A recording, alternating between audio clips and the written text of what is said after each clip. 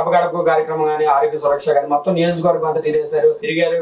వీళ్ళకి ఒక పొజిషన్ అంటే అక్కడ మొత్తం పబ్లిక్ లో గుర్తింపు తెచ్చుకున్నారు. ఇప్పుడు వీళ్ళు మళ్ళీ వేరే స్థానానికి మార్చారు. మీరు వ్యక్తిగతంగా వ్యక్తులను బట్టి చూడకుండా బ్రాడ్ గా చూస్తే ఫస్ట్ నుంచి చెప్తున్నది ఇక్కడ పార్టీగా జగన్మోహన్ రెడ్డి గారు అధ్యక్షులుగా, ముఖ్యమంత్రిగానే కాదు అధ్యక్షులుగా శాస్త్రీయంగా ప్రతిదీ లోతుగా చూసిన తర్వాతనే నిర్ణయాలు తీసుకుంటున్నారు. పైపైన పొలిటికింగ్ కోసమో ఏదో ఇమ్మీడియట్ ఒక సెన్సేషనలైజేషన్ కోసం ఆయన ఎప్పుడు ఇంతవరకు చేయలేదు. మీరు గతంలో చూసినది ఇప్పుడు జరుగుతుంది. ఇందులో ఏది దాచిపెట్టుకున్నది లేదు. మీ పత్రికల్లో మీడియాలోనే వచ్చినవి ఉన్నాయి. ఆయన ఓపెన్ గా లెజిస్లేచర్ పార్టీ మీటింగ్ లో గానీ, శాసనసభ్యులు మీ గడప గడపకు చెప్పిన కార్యక్రమాలు రివ్యూల్లో గానీ ఓపెన్ గా చెప్తున్నారు. ఫస్ట్ గవర్నమెంట్ అత్యధిక స్థానాలతో గెలవాలి, మళ్ళీ ప్రజలకు మనం సేవ చేసే భాగ్యం కలగాలి. కాబట్టి మీరు వెళ్ళండి, రివ్యూలు జరుగుతుంటాయి, పర్ఫార్మెన్స్ ఇంకా బెటర్ గా ఎక్కడైనా ఉపయోగించుకోవాలి, దాన్ని బట్టి మార్పులు జరుగుతుంటాయి, అన్నిటికీ ప్రిపేర్డ్ గా ఉండండి. బట్ ఏదైనా సరే మనమంతా ఒక టీం. ఎట్లా ఉన్నా మీ సేవలు ఇంకో రకంగా పడుతున్నా మనమంతా ఒక టీం గా నడుస్తాం, మీరు అర్థం చేసుకోండి అని చెప్పి అందులో భాగంగానే ఇవి జరుగుతున్నాయి. మీరు గమనించాల్సింది ఏం చెప్పదలుచుకుంది అంటే, అపోజిషన్ అనబడే వాళ్ళు చెప్తున్నారు ఏదైనా ఉన్నా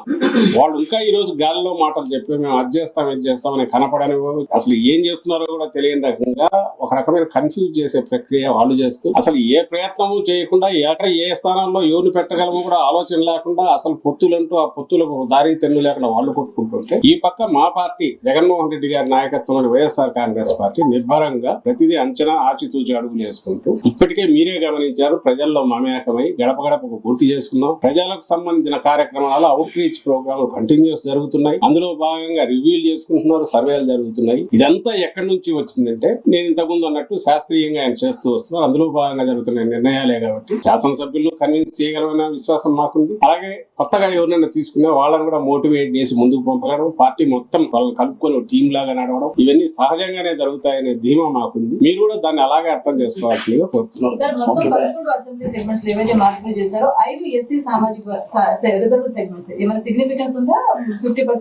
ఆరు కాదు కదా, 5 అయితే 6 కాదు కదా. ఓకే, అవన్నీ కావచ్చు. ఏదైనా సరే వీటికి సంబంధించినంత వరకు 175 స్థానాలకు ఏ రకంగా అడ్రస్ చేస్తున్నాం ఒకటి. అలాగే ఇంతకుముందు ఆయన అన్నట్టు సామాజిక న్యాయం దీనికి సంబంధించి ఏ రకంగా అడ్రస్ చేస్తాం.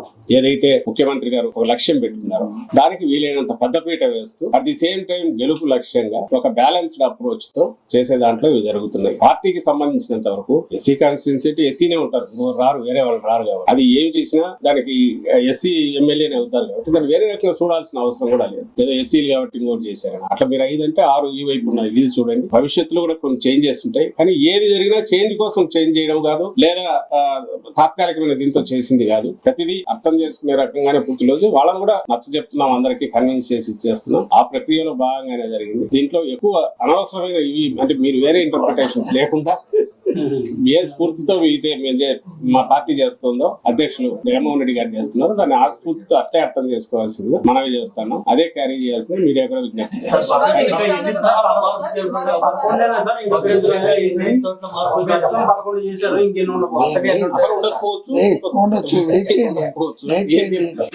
ఇప్పుడు మీరు ఇది తెస్తాం అనుకోలేదు కదా, ఇది చేస్తాం కదా, ఇంకా అవసరం ఉండి ఇంకా 1, 2, 3, 4 చేయాలనుకుంటే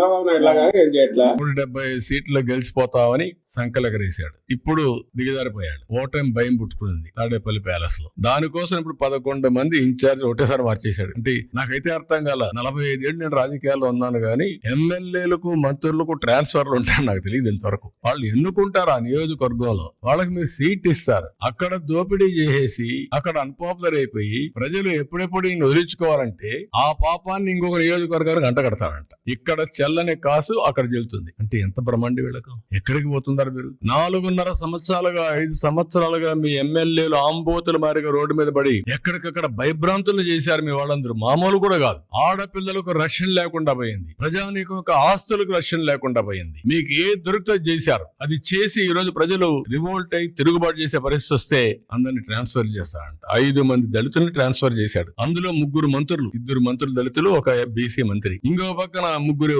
బీసీ ఎమ్మెల్యేలు, అందరినీ ట్రాన్స్ఫర్ చేసి మళ్ళీ గెలిపించేస్తారంట. 170 మంది గెలిపించేస్తారంట. అంటే నేను అడుగుతున్నా, నీకు బీసీ మీద అంత ప్రేమ ఉంటే పులివెందుల నెంబర్ 1 సీట్ కదా, ఆ సీట్ లో నువ్వు గెలిపించచ్చు కదా. నువ్వు పెద్ద మహానాయకుడివి కదా, నువ్వు ఎక్కడన్నా గెలుస్తావు కదా, నిలబడి వేరే కాన్స్టిట్యున్సీ తేలిపో అయిపోతుంది నీ పని కూడా. పులివెందులు కాకుండా ఇలాంటి తప్పుడు మార్గాలు పెట్టి అక్కడుండే పులివెందుల్లో ఉండే క్యాండిడేట్ కూడా ఎన్ని ఇబ్బందులు పెట్టాలో నిన్న చూసి రెండోసారి జైలు పోయి వచ్చాడు. ఇంకెన్నిసార్లు పోవాలో చూడాలి ఎలక్షన్స్ ముందు. ఎన్నిసార్లు పోయినా ఈసారి ఏమవుతుందో వీళ్ళే చూడబోతున్నారు. ఇంకొక పక్కన మనం చూస్తా ఉంటే ఓకే వీళ్ళందరినీ చేసావు కదా, బాలినేని పైన ఎన్ని విన్యాసాలు జరిగాయి. సీట్ ఇవ్వని అని చెప్పావా, ట్రాన్స్ఫర్ చేస్తా అని చెప్పావా. కాకినాడ ఎమ్మెల్యే ఉన్నాడు కదా, మొత్తం దోపిడీ అంతా నీ బినామీ ఆయనే కదా, మొత్తం ఆయనగా చేసే పనులని అందరూ ఆందోళన చేశాం కదా. నేను కూడా మొన్న ఆందోళన చేశాం కదా, ఇసుకంతా చూపించాం కదా. ఈ ఇసుక ఎవరితో చెప్పండి ఆయనని పేరు ఎందుకు చెప్పడం, నేను వాళ్ళ పేరు చెప్తే నాకే చిన్నతనం. ఏం చేసావు అంటే దోపిడీదారులు నీ మనుషులైతే నీ పేరు పెట్టి దోపిడీ చేస్తే అది దోపిడీ కాదు. ఏదో ఎస్సీలు వీళ్ళంతా ఉంటే అమాయకులు కాబట్టి వాళ్ళ సీట్లు తీసేస్తావు,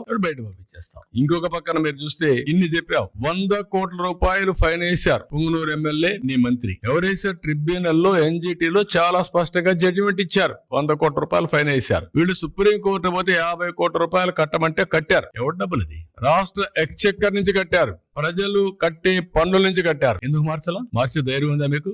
మార్చరు. అంటే పేదవాళ్ళు చూస్తే లెక్కలేనితనం. అందుకని ఇవన్నీ చూసినప్పుడు నేను అంటున్నా ఒకటే గుర్తుపెట్టుకోవాలి, 150 మందిని మార్చినా నువ్వు గెలవు. గుర్తుపెట్టుకో, నువ్వు చెప్పుకోవచ్చు, డబ్బులు సర్వేలు చేసి చేసుకోవచ్చు, ఎగరచ్చు. ఈ రోజుటికి ప్రజల్లో చాలా వ్యతిరేకత ఉంది. ఇప్పుడిప్పుడు బయటపడుతున్నారు. జనవరిలో మీరు చూస్తారు, ఫిబ్రవరి మార్చిలో మీరు చూడండి. నోటిఫికేషన్ వచ్చిన తర్వాత మీరు చూడబోతున్నారు. అడ్రస్ కూడా ఒక్కొక్కరు అడ్రస్ కూడా ఉండరు. వీళ్ళ యొక్క డిపాజిట్ గల్లంత పరిస్థితి వస్తుంది.